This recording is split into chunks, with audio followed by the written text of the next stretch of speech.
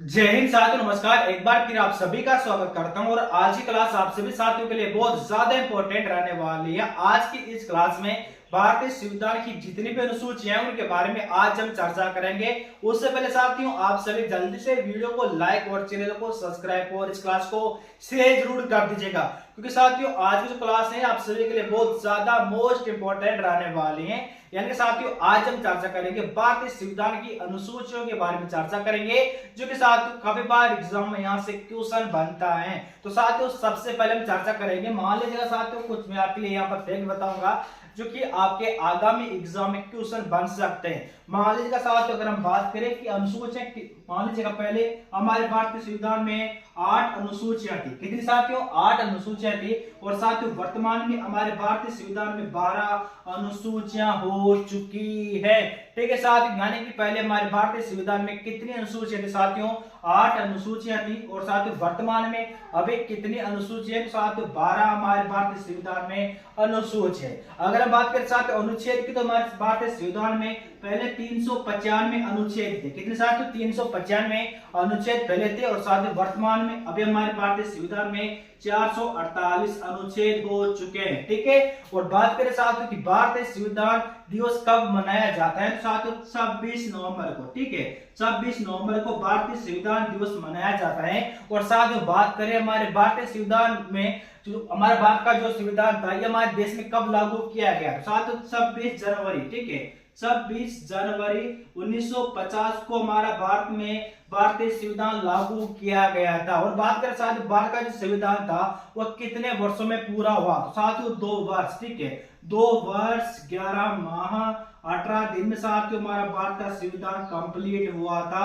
और बात करें साथियों भारतीय संविधान की शुरुआत कब की गई, तो साथियों 26 नवंबर 1949 को भारतीय संविधान की हमारे देश में शुरुआत की गई। ठीक है। और बात करेंगे साथियों संविधान की अनुसूचियां, तो हम बात करेंगे साथियों पहली अनुसूची के बारे में कि पहली अनुसूची में किसका उल्लेख है, तो साथियों इसमें राज्य व केंद्र शासित प्रदेशों का उल्लेख है। किस अनुसूची में? साथियों पहली अनुसूची में किसका उल्लेख है, तो साथियों राज्य व केंद्र शासित प्रदेशों का उल्लेख है। ठीक है साथियों, आगे चर्चा करें दूसरी अनुसूची में, साथ इसमें वेतन भत्ते और पेंशन का उल्लेख है। किस अनुसूची में साथियों? दूसरी अनुसूची में किस किस का उल्लेख है? साथियों वेतन भत्ते और पेंशन का उल्लेख है। किसमें साथियों? दूसरी अनुसूची में। ठीक है, आगे चर्चा करें तीसरी अनुसूची के बारे में, तो साथियों इसमें शब्द संबंधित उल्लेख है। किसमें साथियों? तीसरी अनुसूची में। आगे चर्चा करें साथियों चौथी अनुसूची की, तो साथियों इसमें राज्यसभा की सीटों का उल्लेख है। किसमें साथियों? चौथी अनुसूची में किसका उल्लेख है, तो साथियों राज्यसभा की सीटों का उल्लेख है। ठीक है, आगे चर्चा करें साथियों पांचवी अनुसूची की, तो साथियों इसमें अनुसूचित जाति व जनजाति क्षेत्रों के प्रशासन का उल्लेख है। किसमें साथियों? पांचवी अनुसूची में। ठीक है, आगे चर्चा करें साथियों छठवीं अनुसूची की, तो साथियों इसमें असम, त्रिपुरा, मेघालय, मिजोरम की जनजातीय प्रशासन का उल्लेख है। किसमें साथियों? तो छठी अनुसूची में। ठीक है, आगे चर्चा करें साथियों सातवीं अनुसूची की, तो साथियों इसमें केंद्र व राज्य के बीच शक्ति का बंटवारा। ठीक है, किसमें साथियों? सातवीं अनुसूची में क्या है साथियों? इसमें केंद्र व राज्य के बीच शक्ति का बंटवारा का उल्लेख है। किसमें साथियों? सातवीं अनुसूची में। ठीक है, आगे चर्चा करें साथियों आठवीं अनुसूची के, तो साथ इसमें 22 भाषाओं का उल्लेख है। बहुत ही ज्यादा मोस्ट इंपोर्टेंट क्वेश्चन बन सकता है साथियों कि भाषाओं का उल्लेख किस अनुसूची में है, तो साथियों 8वीं अनुसूची में 22 भाषाओं का उल्लेख है। ठीक है, आगे चर्चा करें साथियों 9वीं अनुसूची की, तो साथ इसमें भूमि सुधार संबंधित का उल्लेख है। किसमें साथियों? 9वीं अनुसूची में। ठीक है, आगे चर्चा करें साथियों 10वीं अनुसूची की, तो साथ इसमें दल बदल संबंधित प्रावधान है। किसमें साथ? 10वीं अनुसूची में। क्या है साथ इसमें? दल बदल संबंधित प्रावधान। किसमें साथियों? 10वीं अनुसूची में। ठीक है, आगे चर्चा करें साथियों 11वीं अनुसूची की, तो साथ इसमें पंचायतों का प्रावधान है। किसमें साथियों? 11वीं अनुसूची में। क्या है साथ इसमें?